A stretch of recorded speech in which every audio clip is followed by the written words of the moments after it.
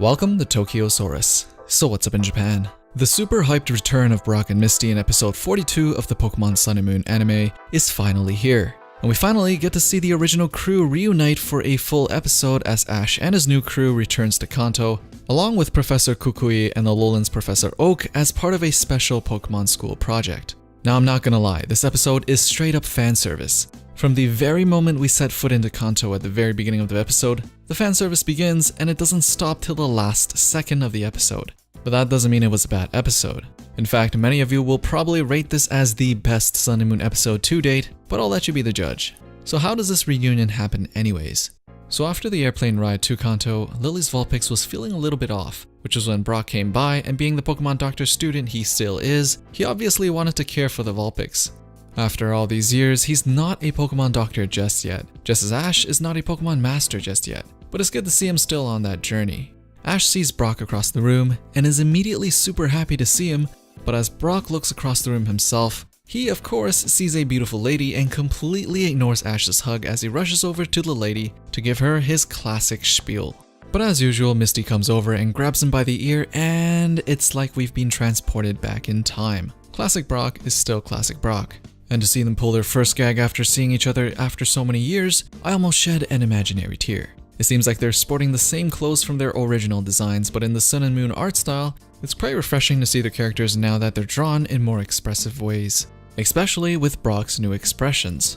They then head over to Oak's ranch. The Alolan crew gets to meet a bunch of Kanto-only Pokemon that they've only seen Alolan forms of, like Rapidash, Marowak, Raichu, Exeggutor, Dugtrio, and more.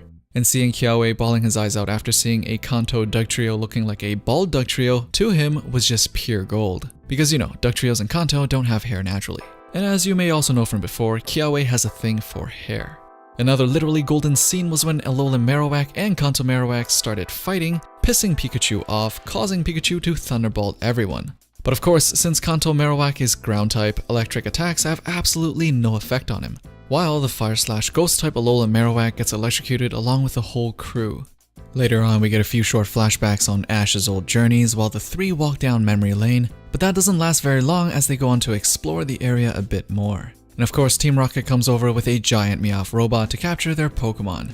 And the highlight of it all was when they sent out Mimikyu, and it literally scared the crap out of Bulbasaur as if he's never seen anything more terrifying. After Team Rocket blasts off again, Jigglypuff comes out of nowhere and we get another fanservice piece with her singing a song putting everyone asleep, and ends up getting cheesed for everyone falling asleep to her singing. She draws on everyone's faces just as she's done before, and they all have a great time waking up seeing each other's messed up faces.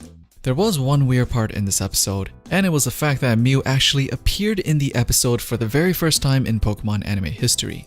Mew has actually never appeared in a Pokemon anime episode aside from the movies, or in the openings or /ending songs, and to see Mew here was a huge surprise, and might be a sign of things to come.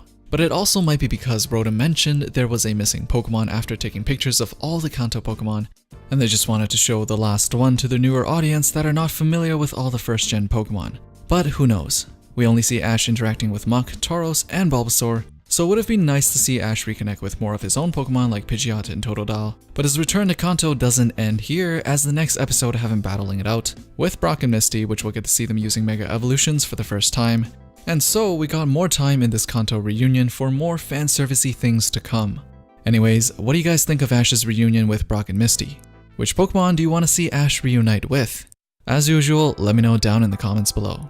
Thumbs up the video if you liked it, and don't forget to subscribe and turn on notifications for Tokyosaurus for the latest things people are talking about in Japan. Thanks for watching, and I'll see you guys in the next one.